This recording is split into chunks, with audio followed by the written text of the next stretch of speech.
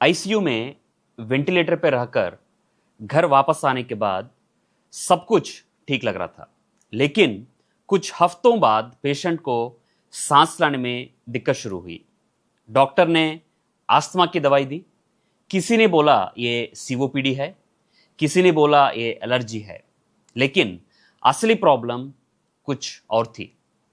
उसकी सांस की नली अंदर से बंद हो रही थी और अगर वक्त पर डायग्नोसिस ना हो तो एक दिन ये बहुत मेजर इमरजेंसी हो सकता है। इस कंडीशन को कहते हैं ट्रेकियल स्टेनोसिस, मतलब सांस की नली सिकुड़ जाना। नमस्कार दोस्तों, मैं हूं doctor Mohan Venkatesh Pulle, thoracic and lung transplant surgeon, Medanta hospital Gurgaon में। रोज हम चेस्ट की बहुत सारे कॉम्प्लेक्स बीमारियों का इलाज करते हैं और जरूरत पड़ने पर सर्जरी के थ्रू उनको ठीक करते हैं। अगर आप या आपके किसी अपने को लंग्स, सांस का नली या चेस्ट से जुड़ी कोई बीमारी है या आप इन बीमारियों के बारे में सही जानकारी लेना चाहते हैं तो आप बिल्कुल सही जगह पर हैं। आज हम बात करेंगे एक ऐसी डिसीज के बारे में जिसको बहुत कॉमनली अस्थमा या एलर्जी समझकर मिस कर दिया जाता है। उसका नाम है ट्रेकियल स्टेनोसिस। वीडियो के एंड तक आप जाएंगे तो आपको मेजरली 4 या 5 चीजें हम डिस्कस करेंगे। नंबर 1, ट्रेकियल स्टेनोसिस क्या होती है, इसकी कॉजेस क्या हैं, सिम्टम्स, डायग्नोसिस कैसे करते हैं और ट्रीटमेंट ऑप्शंस क्या क्या हैं। सबसे पहले बात करते हैं ये ट्रेकियल स्टेनोसिस होता क्या है। हमारी सांस की नली को मेडिकल लैंग्वेज में ट्रेकिया कहते हैं। ये एक पाइप की तरह होती है जिसके थ्रू हवा लंग्स तक पहुंचती है। अगर किसी कारण से ये नली अंदर से सिकुड़ जाए तो इसे ट्रेकियल स्टेनोसिस कहते हैं। सोचिए एक हाईवे है जहां 6 लाइन की हाईवे है और उनमें से सिर्फ एक लाइन बच गया तो क्या होगा? ट्रैफिक जाम होगा। बिल्कुल वैसे ही हवा का फ्लो सांस की नली के अंदर रुकने लगता है अगर ये ट्रेकियल स्टेनोसिस होता है तो। अब हम बात करते हैं इसकी रीजंस क्या हैं, क्यों ऐसा प्रॉब्लम डेवलप होता है। मोस्ट कॉमन कॉज है पोस्ट इंट्यूबेशन ट्रेकियल स्टेनोसिस, यानी वेंटिलेटर ट्यूब लगने के बाद वेंटिलेटर ने पेशेंट की जान बचाई होती है, लेकिन कुछ पेशेंट्स में वो ट्यूब जो डलता है गले के अंदर उसकी कफ प्रेशर के कारण सांस की नली का ब्लड सप्लाई कम हो जाता है। उस जगह स्कार बन जाती है और धीरे धीरे नली सिकुड़ जाती है।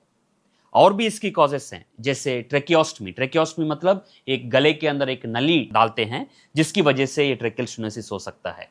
ट्यूबरक्यूलोसिस और कहीं ट्रॉमा मतलब कोई चोट लगा नेक को, उसके कारण हो सकता है। कुछ प्रीवियस सर्जरी के कारण हो सकता है और other uncommon auto immune disease के कारण भी, कुछ कंजेनिटल रीजंस के कारण भी ये प्रॉब्लम हो सकता है। इसका सिम्टम्स क्या होते हैं? सबसे कॉमन सिम्टम्स सांस फूलना, लेकिन दिक्कत यह है कि शुरू में ये आस्थमा जैसा लगता है। ब्रेथलेसनेस, नॉइसी ब्रीथिंग, वीजिंग और स्ट्राइडर। ये स्ट्राइडर एक बहुत इंपॉर्टेंट सिम्टम है। ये एक अजीब सी सीटी जैसी आवाज जब सांस लेते वक्त आता है, इसको हम मेडिकल लैंग्वेज में स्ट्राइडर बोलते हैं।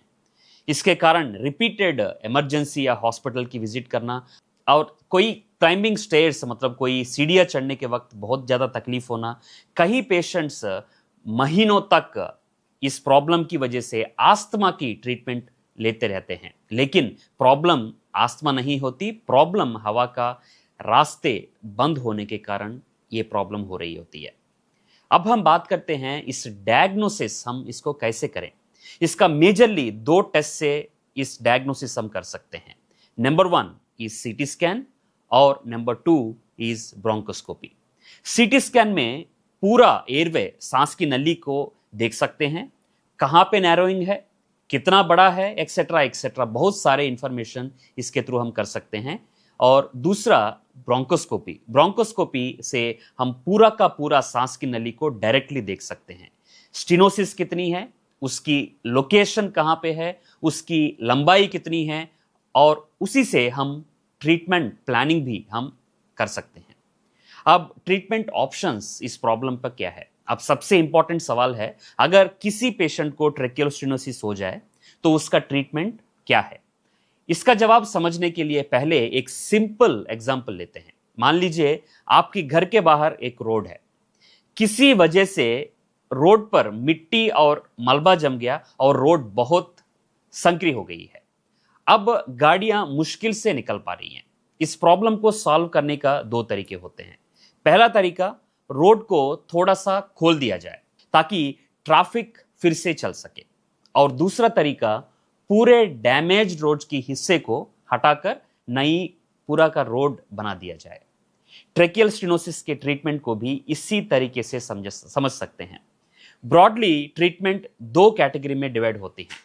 नंबर 1 ब्रोंकोस्कोपिक ट्रीटमेंट और नंबर 2 सर्जिकल ट्रीटमेंट। ब्रोंकोस्कोपिक ट्रीटमेंट में ब्रोंकोस्कोपी के थ्रू सांस की नली के अंदर पहुंचकर नैरोड एरिया को खोला जाता है। सबसे कॉमनली बेलून डायलेटेशन करके एक प्रक्रिया होती है, वो की जाती है। इसमें स्टेनोसिस वाली जगह को स्ट्रेच करके एयरवे को चौड़ा किया जाता है। इसको और एक एग्जांपल से समझ लीजिए। अगर किसी पाइप को बीच से दबा दिया जाए और उसमें पानी कम फ्लो कर रहा हो, तो हम उस पाइप को फिर से खोलने की कोशिश करते हैं। ब्रोंकोस्कोपिक प्रोसीजर्स भी कुछ हद तक इसी तरीके से काम करते हैं। एयरवे खुलती है, पेशेंट को सांस लेने में राहत मिलती है। कई पेशेंट्स में ये ट्रीटमेंट बहुत यूजफुल होता है, पर्टिकुलरली इमरजेंसी सिचुएशंस में। सर्जरी तक पहुंचने के लिए एक ब्रिज का ट्रीटमेंट ये ब्रोंकोस्कोपी ट्रीटमेंट करते हैं। ये उन पेशेंट्स में सर्जरी के लिए जो फिट नहीं होते उनमें भी एक बहुत इंपॉर्टेंट ऑप्शन है, और कई बार पेशेंट को तुरंत और ड्रामेटिक रिलीफ भी इस ब्रोंकोस्कोपिक टेक्निक से पेशेंट्स को मिलता है। दूसरा ब्रोंकोस्कोपिक ट्रीटमेंट ऑप्शन है दैट इज ट्रेकियल स्टेंटिंग। कुछ पेशेंट्स में ट्रेकियल स्टेंट भी लगाया जा सकता है। स्टेंट एक छोटी सी ट्यूब की तरह होती है, जो प्लास्टिक ट्यूब होती है, जो सांस की नली के अंदर लगाकर एयरवे को खुला रखने में मदद करते हैं। ये सारे पेशेंट्स को नहीं करना चाहिए, खास तौर पर उन पेशेंट्स में यूजफुल हो सकता है जहां सर्जरी पॉसिबल नहीं है। लेकिन यहां एक जरूरी बात समझिए, अगर दीवार में दरार आ जाए तो आप उसके ऊपर सिर्फ पेंट कर दें तो घर कुछ समय के लिए अच्छा बन सकता है, लेकिन अंदर की प्रॉब्लम वहीं रहती है। इसी तरीके से ट्रेकियल स्टेनोसिस पेशेंट्स में एयरवे खुल जाता है, लेकिन स्कार टिश्यू बॉडी के अंदर ही रहता है और धीरे धीरे वही नैरोइंग दोबारा डेवलप हो सकता है। इसी वजह से कुछ पेशेंट्स को रिपीट ब्रोंकोस्कोपी या रिपीट डायलेटेशंस की जरूरत पड़ सकता है। अब आते हैं सर्जरी पर। सर्जरी को समझने के लिए एक और एग्जांपल लेते हैं। मान लीजिए एक पानी की पाइपलाइन का छोटा सा हिस्सा पूरी तरह खराब हो गया है। आप उस खराब हिस्से को बार बार खोलने की कोशिश कर सकते हैं, या फिर उस डैमेज पोर्शन को कंप्लीटली निकालकर दोनों नॉर्मल एंड्स को जोड़ सकते हैं। ट्रेकियल सर्जरी में हम एग्जैक्टली यही करते हैं। इस प्रोसीजर को ट्रेकियल रिसेक्शन एंड एनास्टोमोसिस कहते हैं। इसमें नैरोड और स्कार्ड सेगमेंट को पूरी तरीके से रिमूव किया जाता है। उसके बाद सांस की नली को दोनों हेल्दी एंड्स को दोबारा जोड़ दिया जाता है, यानी प्रॉब्लम वाले हिस्से को बॉडी से कंप्लीटली हटा दिया जाता है। अब आते हैं सर्जरी किन पेशेंट्स में सोची जाती है। Particularly young patients, short segment stenosis, severe narrowing, recurrent stenosis और मल्टीपल फेल्ड डायलिटेशंस। ऐसा पेशेंट्स में सर्जरी एक डेफिनेटिव या लॉन्ग टर्म सॉल्यूशन प्रोवाइड कर सकता है। तो तब ट्रीटमेंट्स में बेस्ट ऑप्शन क्या है?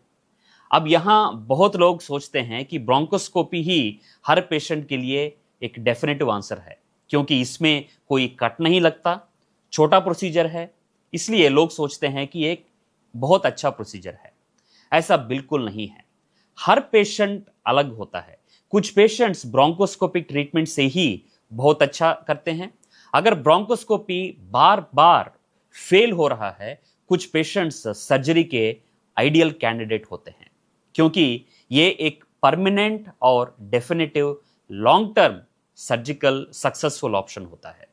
दोस्तों, सबसे इंपॉर्टेंट बात यह नहीं है कि ट्रीटमेंट ब्रोंकोस्कोपी से होता है या सर्जरी से होता है। सबसे इंपॉर्टेंट बात यह है कि पेशेंट के लिए सबसे सूटेबल और लॉन्ग टर्म सॉल्यूशन क्या है।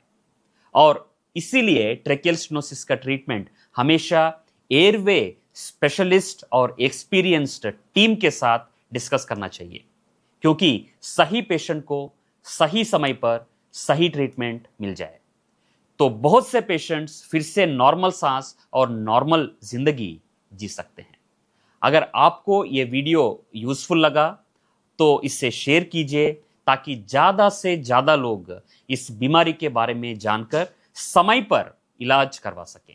मैं हूं डॉक्टर मोहन वेंकटेश पुल्ले। मिलते हैं अगली वीडियो में एक और चेस्ट डिसीज और उसके ट्रीटमेंट के बारे में। धन्यवाद।